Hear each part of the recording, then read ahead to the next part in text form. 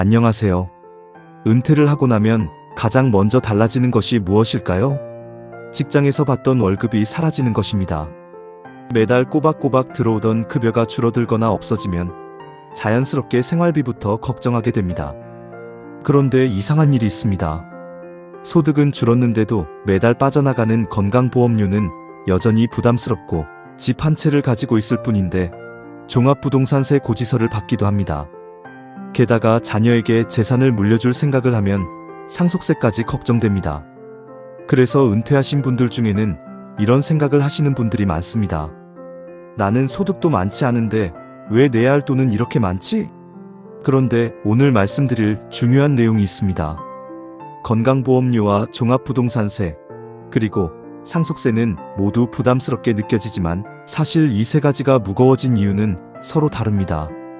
오늘은 최근 발표된 자료를 바탕으로 은퇴 후 건강보험료가 갑자기 늘어나는 이유는 무엇인지, 종합부동산세는 왜 소득이 줄어도 줄지 않을 수 있는지, 그리고 상속세 제도는 현재 어떻게 되어 있는지 쉽게 정리해 보겠습니다.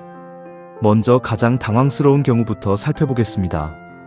어느 날 건강보험공단에서 안내문 한 장이 날아옵니다. 그동안 자녀의 건강보험에 피부양자로 등록되어 있어서 별도의 건강보험료를 내지 않았는데 갑자기 지역가입자로 전환됐다는 내용입니다. 은퇴해서 소득은 오히려 줄었는데 왜 갑자기 건강보험료를 내야 하는 걸까요? 그 이유 중 하나가 바로 2022년 9월부터 시행된 건강보험료 부과체계 2단계 개편입니다. 이 개편으로 건강보험 피부양자로 인정받을 수 있는 소득 기준이 달라졌습니다. 기존에는 연간 소득 기준이 3,400만 원이었지만 2단계 개편 이후에는 2천만 원으로 낮아졌습니다. 쉽게 말하면 예전에는 피부양자로 인정받을 수 있었던 사람도 소득 기준이 낮아지면서 피부양자 자격을 잃고 지역가입자로 전환될 수 있게 된 것입니다. 그러면 매달 건강보험료를 새로 부담해야 합니다. 여기서 은퇴자들이 특히 주의해야 할 부분이 있습니다. 은퇴 후에는 월급 대신 국민연금 같은 공적연금을 받고 여기에 임대소득이나 이자배당 소득 등이 더해지는 경우가 많습니다. 이런 소득을 합산했을 때 피부양자 소득 기준을 넘으면 자격에 영향을 받을 수 있습니다. 다만 모든 연금이 똑같이 계산되는 것은 아닙니다.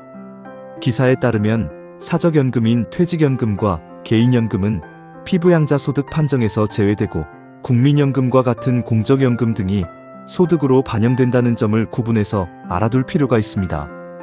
또 한 가지 중요한 점이 있습니다. 집이 있으니까 무조건 지역가입자가 되는 것 아니냐? 이렇게 생각하시는 분들도 계실 텐데요. 피부양자 자격은 단순히 재산만 보고 결정되는 것이 아닙니다. 소득 기준과 재산 요건이 함께 적용되기 때문에 본인의 소득과 재산 상황을 종합적으로 확인해야 합니다. 따라서 은퇴 후 국민연금과 임대소득 등을 받고 계신 분이라면 내가 지금 피부양자 자격을 유지할 수 있는지 미리 확인해 보는 것이 좋습니다. 그런데 여기서 끝이 아닙니다. 은퇴자들을 또 한 번 고민하게 만드는 것이 있습니다. 바로 종합부동산세입니다.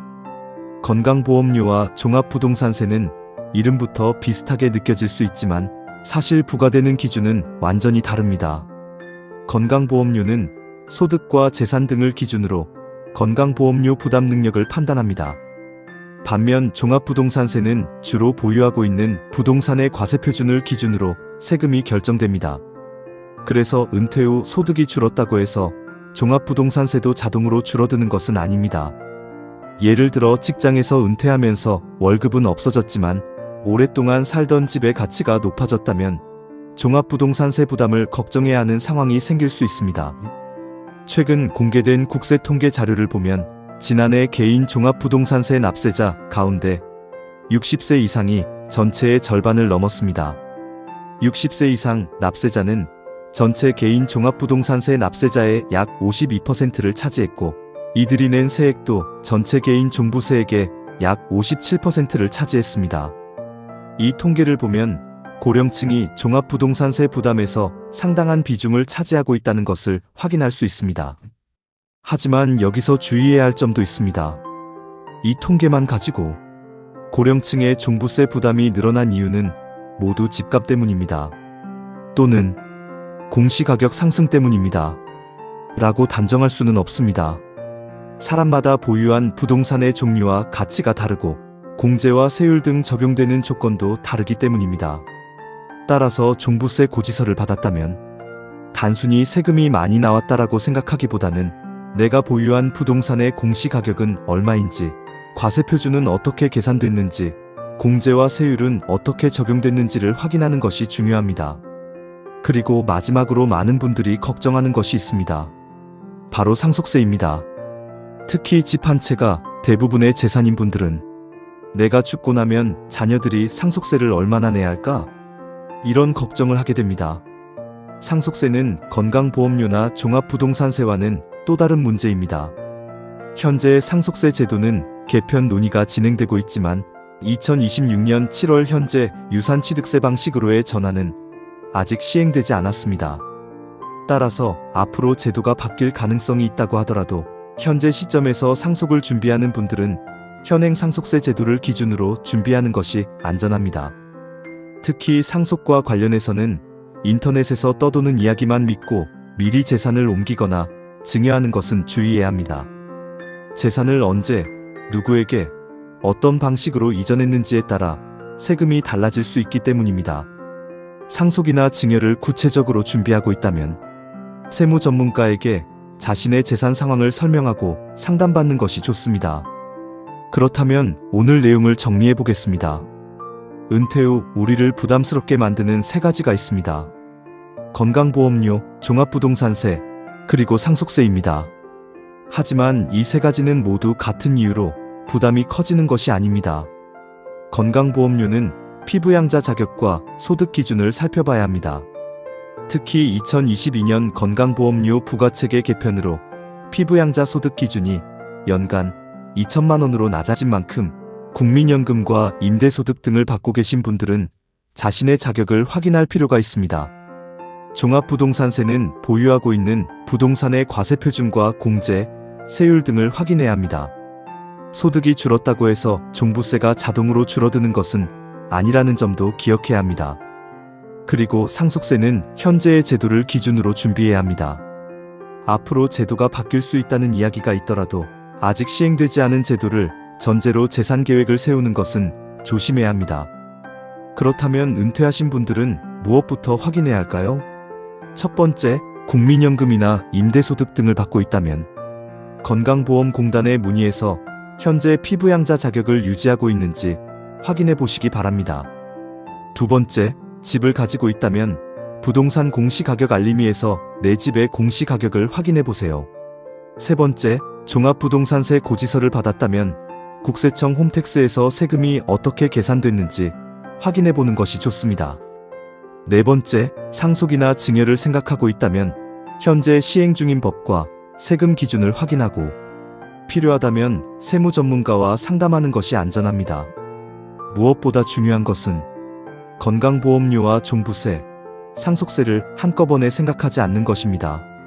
나는 왜 이렇게 세금을 많이 내지? 이렇게 막연하게 생각하면 답을 찾기가 어렵습니다. 건강보험료는 건강보험료대로, 종합부동산세는 종부세대로, 상속세는 상속세대로 각각 어떤 기준으로 부담이 결정되는지 따져봐야 합니다. 특히 은퇴 후에는 소득의 형태가 달라집니다. 월급 대신 국민연금을 받고 임대소득이 생기기도 하고 오랫동안 보유한 집의 가치가 달라지기도 합니다. 이렇게 소득과 재산의 구조가 바뀌면서 예전에는 생각하지 않았던 새로운 부담이 생길 수도 있습니다.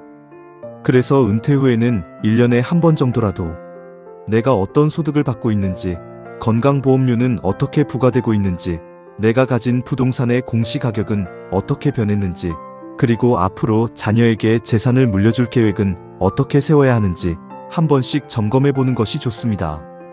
고지서가 날아온 뒤에 당황하기보다는 미리 내 상황을 알고 준비하는 것이 가장 좋은 방법입니다. 오늘 영상이 도움이 되셨다면 가족이나 주변 분들과 공유해 주세요. 특히 은퇴하신 부모님이나 건강보험료와 세금 문제로 고민하고 계신 분들에게 도움이 될 수 있습니다.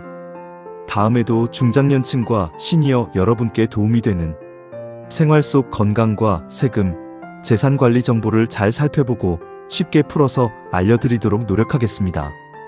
감사합니다.